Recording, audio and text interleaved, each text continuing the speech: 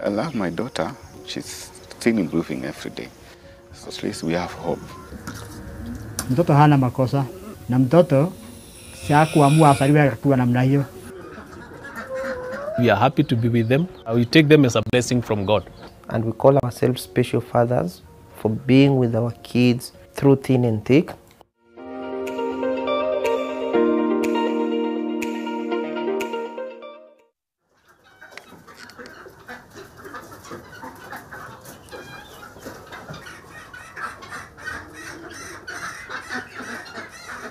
My name is James Kabindu, and I'm a dad to 5 children. But the first 2 have disabilities. The first one is a boy called George.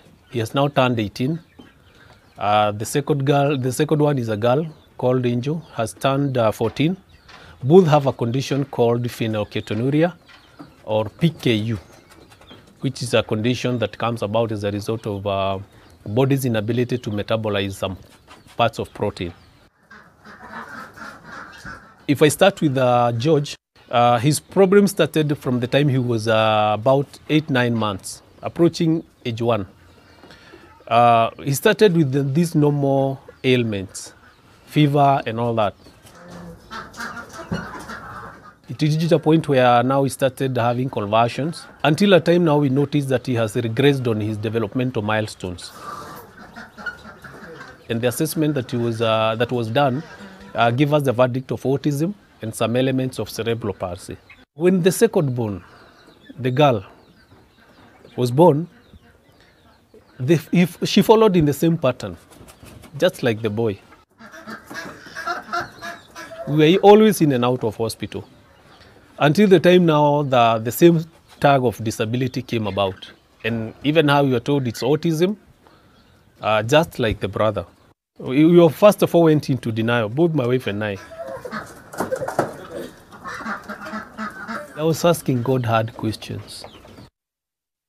Of all people, why me? You know, society sometimes mostly accepts maybe one case, but when it comes to 2 cases or 3 cases, now they say, no, this is out of ordinary. We have encountered this. It required a lot of wisdom for us to know how we are going to best address this situation. The most important thing is the welfare of these children and us as a family. We discussed and in fact planned of how we are going out to take care of both of them. And one of the things that we came up with is that my wife had to stop working immediately. I was with the drone and I want to be alone. I don't want to talk to anyone. I'm in a matatu. I can't remember whether I've paid or I've not paid. Another situation where they reach my stage, I'm not alighting. The bus passes, only to discover I'm already past my stage. I remember another situation where I'm in an ATM, I've forgotten the PIN. I tried 3 times until the card is quote unquote swallowed. So I've been in such situations, and that is the moment I realized I'm losing it. In the case of my wife, I noted her blood pressure started shooting. I was working in an office. I was in management of information systems. Actually, I was heading the department in the company I was working for. It actually affected my performance. And ultimately, I became a casualty of retrenchment later on. We decided to set up a small business right at home. And it really helped because from that point onwards, I said what I'll do, I'll drop everything else I'm thinking of in life and I'll focus on my family.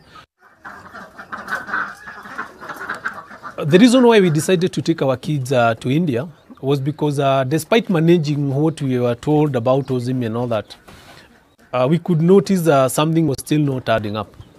A number of tests were carried out, and it was discovered that this is a case of inborn error of metabolism or metabolic disorder, amino acid tests. But in the country, they are not there, and where you get it is very expensive. So sometimes we miss on them. Like now, you can see we have achieved a lot. Before we used to be in and out of health facilities. Nowadays we don't. Angel, she has greatly improved. She can walk around without support. She can feed herself. If you put food there, she'll be able to feed herself. Nowadays you can hear she's trying to mumble some words. We are optimistic, maybe in a year or so, we may introduce speech therapy. We are always asking ourselves, in our absence or when we are not there or when we will be weak, these children would want to have a sibling who will be helping them. And that way we got the third born, a girl who is now in grade 3. And we had a boy who is now in grade 1. And we have a small one at the moment. And we have trained them of how even when we are not there, they can love and even help their brother and sister. Mimi ni George Bogwa, niko na mtoto ambaye ako na shida ya autism. Huyu ndio mtoto wangu ya kwanza na niko pia na mtoto mwingine. Huyo mwingine hana shida. Huyu mtoto aliwachwa na mama yake. Alikuwa naona kama tuseme kama ni kasi. Alikuwa akitafuta makosa ndio apate njia ya kwenda. Lakini hapo mimi nilimwambia hii shida yote unalete, mimi sitakupiga. Ile kitu wewe unataka kufanya, wewe fanya. Nilipoenda kazi, yeye mwenyewe naye pia akajipanga, kaenda. Alafu akamwacha huyu mtoto kwa nyumba. Ndio nilijua kabisa anachukia huyu. Sababu alienda na mwenye hana shida, akaenda na yeye. Ndio, alafu akaniwachia huyu mwenye ako na shida. Nilikaa na yeye kwa miaka karibu 2 hivi, ndio nikazoea, lakini hiyo bado uchungu bado haijaisha. Kwa sababu ile roho yangu haikuwa nikae namna hii. Ilikuwa nikae na familia yangu.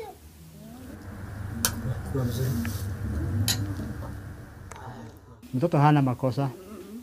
Na mtoto hakuamua asaliwe akiwa namna hiyo. Sasa mimi nikachukua kama kuwa baba na mama, nikaamua kumulea.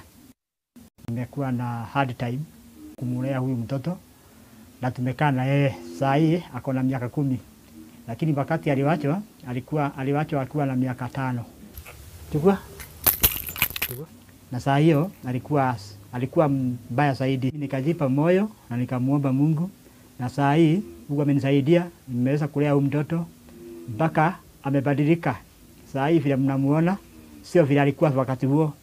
Saa hiyo nilikuwa nikimwacha kwa kiti na mkuta tu bahali pale. Mtoto lazima mtafutie chakula. Lazima uende kazi. Lazima ulipe nyumba. Hiyo challenge zote nilikubali. Kuoa inakuwa challenge. Kwa sababu mtu akikuja akute huko na mtoto wako na disability, unakuta kama labda alikuwa anataka nakupenda pia anashuka down. Anaona hii ni challenge. Alipokuwa anaenda shule, ni break a day. Kwa naenda asubuhi, anakuja jioni. Shule ilisema ni mgonjwa, wakumpeleke hospitali. Mimi nikiangalia mtoto nikaona mtoto sio mgonjwa. Nikaona hawa watu wako na hidden agenda. Hata na vile siku na pesa ya kutosha na nilikuwa nadai pesa mingi. Sasa nikaona hakuna haja.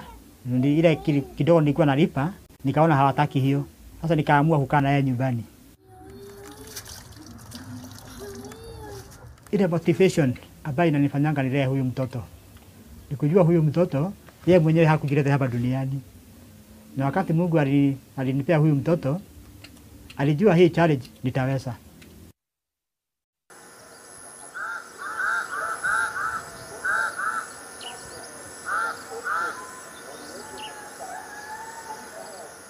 I'm a father of 2 kids. My firstborn child is Sarah. She is autistic. And it took us time to realize the disorder. During the first 2 years, she was unable to walk. Then social skills and also communication. She could not communicate. So we realized that there is a problem. That's then that we decided to take her to the hospital. That's when we were informed that the child is autistic. The child was born premature, about 7 months. So that is when we are told that that's the cause of autism. Since the brain did not develop fully, it was very hard for me. But because of counseling, I was able to manage. It was difficult for my wife because she could not go to work because the children are very hyper. You jump all over. So she was indoors throughout to take care of the child. It took us about another 8 years for us to get another child. Because now she could not do, ni mtoto, wakati wote tu ni mtoto, just like another child. She could not feed herself until she was in school. She was put on physiotherapy. It took us like 1 year again for her to be able to start walking now. Stigma tulipata, like now Mombasa, where we were staying. Some people could say that mtoto amewekwa majini. Labda hapa nyumbani kwetu Kisii, hiyo ni uchawi. When you go to church, she doesn't settle. You can go up to the pulpit, you go and pick her, come and sit. She's just all over. Most of the people, they think that you are just careless. You don't know how to hold your child. Some of these comments, we just understand it's about ignorance. Because most of the people don't understand the disorder. She's very happy and comfortable when she's around the school. Since we took her to school now, she has been able to improve on her skills, especially feeding skills, communication. Also, she can be able to socialize somehow and then play. So at least now we are heading somewhere. The problem we are having is her hearing. Anasikia kwa mbali, so she's supposed to go for an operation to help her with her hearing. So that's the major problem. Yeah, at least she could speak one word, but now her hearing, if you call her, it takes time for her to hear. If she wants something, she just hold your hand and take you there. If you want to eat, she hold your hand. Yeah. Sometimes if you are not around, she just shout or cry. Then you know that she wants something. Then most is food. The child likes music so much. Whenever you have music, she's listening, it's very quiet. That's a very unique talent that we realized in the child. Alichomeka mguu na maziwa. Then we took her to the hospital. Immediately, akadungwa shindano hii ya kutoa uchungu. She fainted. She started conversing. Since these doctors could not understand the problem, she was going to die. So they had to call a doctor to come and now amdunge shindano ingine ya kutoa hiyo makali ya hiyo dawa. Hawa watoto, it's not every medicine that tunawapatia, sababu they react. It is my responsibility in the morning to go and find out if Jabari has woken up, turned him, and even sometimes I feed him. And while you are doing those things, you get to bond with your child more. Our firstborn's name is Jabari, who has special needs, and his condition is cerebral palsy. He was born in the year 2014. My wife went the same pregnancy of 36 weeks. Jabali was born after 2 weeks, so we can say it was extended, but she didn't have any difficulties. So by then we were happy, saying that even now tomorrow we'll go home, this is our son. Everybody was happy. We started making phone calls. We were discharged. So there, I think that's when it was the turning point. We could realize that now our child is sick. We got to a point that now Jabali, like after every 3 months, he's admitted because of this pneumonia. We met 3 doctors. We were told that Jabali is having cerebral palsy. Because when he was born, they said that he got hypoxia, that is lack of oxygen. And he was this prolonged labor. It was so hard for both of us. And even most of the time, even sometimes I could cry. So at that particular point, you need to be with your spouse because you can break it because of the many things that you'll hear from people who don't matter. And even some of your friends, they will start treating you in a different way.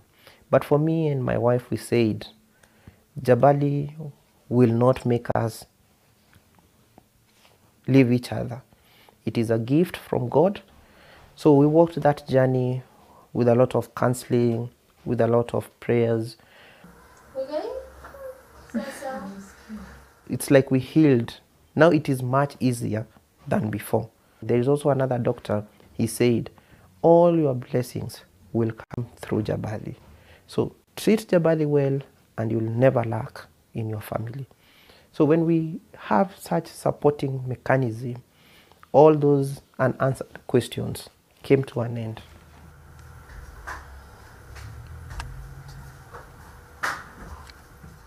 Sometimes he will be so happy. He gives a very jovial smile in the morning. And like now when my second born is going to school, he will go and tell him, goodbye, my brother. So they communicate. So that is how he communicates with the rest of the family members.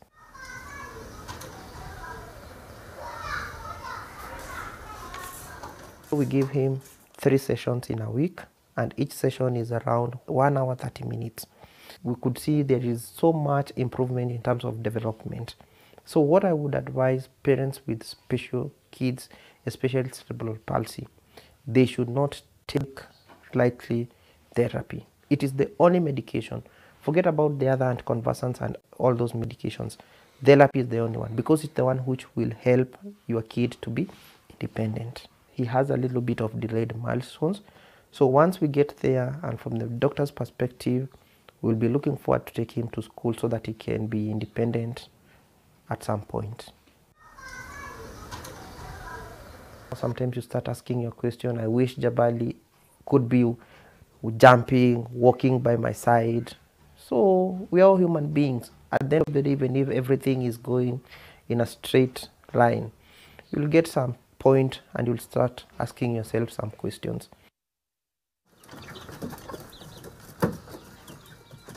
I'm out of job. My wife is out of job. We are without income. We are here with my children. We have run out of food. We have run out of medication. George had started this anti-seizure medication. If you stop neurological medicines, the moment seizure comes, it now destroys the brain more. Hey, we are going to lose this boy. I called a number of friends. About 2 years, they came, we took the boy, we took him to hospital. He was admitted for a number of days. It reaches a point where even your own close family people, your own family, friends, desert you. The worst nightmare I encountered as a man is now being challenged. You cannot be able to provide. Everything is expensive for these kids. The hospital bills are very expensive. Food, even the school. The cheapest you could get is about 50,000. That is now a private school. The public schools, they are cheap, but now the services there, they are not good. Because the child are just left there to play. There are no specialists or special services that they can be given to help them improve. Finances, especially when you are paying this therapist, sometimes it comes very expensive.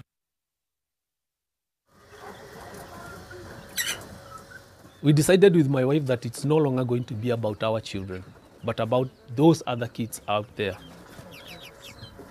Because I was able to heal, I need to come out and start talking to people, and I'll help someone out there. And you'll be surprised that I normally get calls. Some people even linking me with their husbands. I'm even called by some people just to go and talk and maybe have some men change.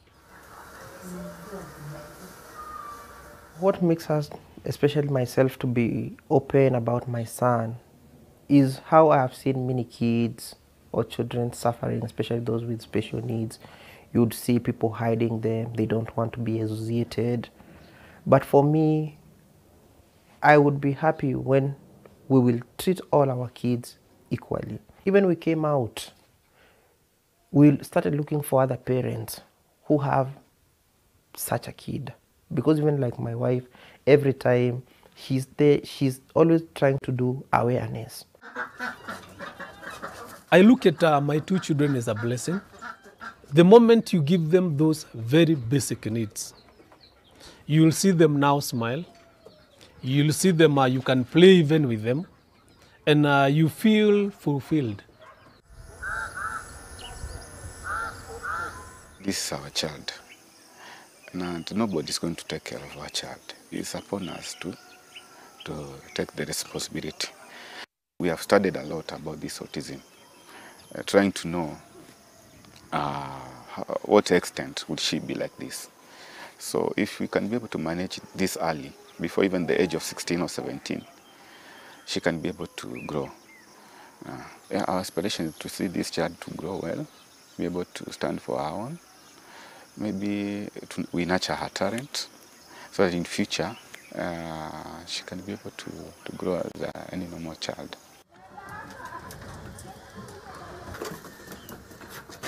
We are molded in such a way that we are shown we are strong, we are winners, we are the leaders.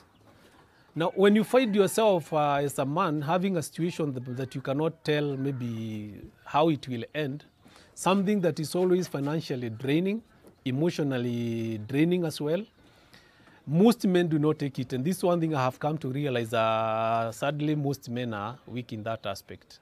I'm noted even with those WhatsApp groups and all that, social media groups. Most men will be there, but they'll be still discussing about football issues and all that. They don't want someone who will come there and vent. And if you vent, even them, they'll feel like you are not man enough. And some of these are almost breaking up.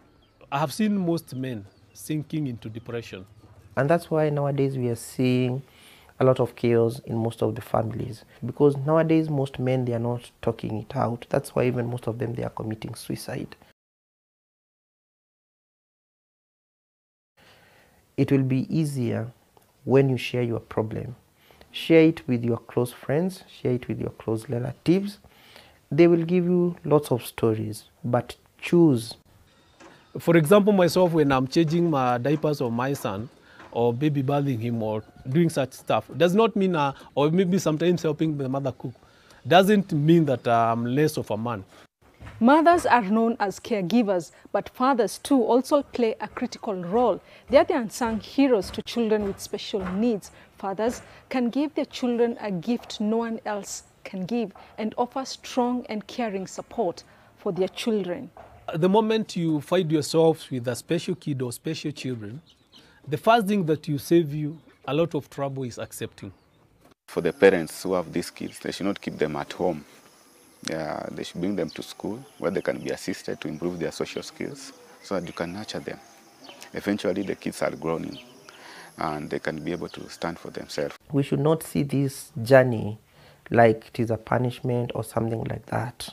It is high time, as the dads should hold the mantle strong and protect for our families. Not let us leave it to the mothers alone. Ile kitu ningetaka kuambia wale wa familia ambao iko na watoto wenye wako na special need, jitahidi ulee hiyo mtoto. Labda ndio atakuwa baraka yako baadaye, haijulikani, lakini Mungu anajua.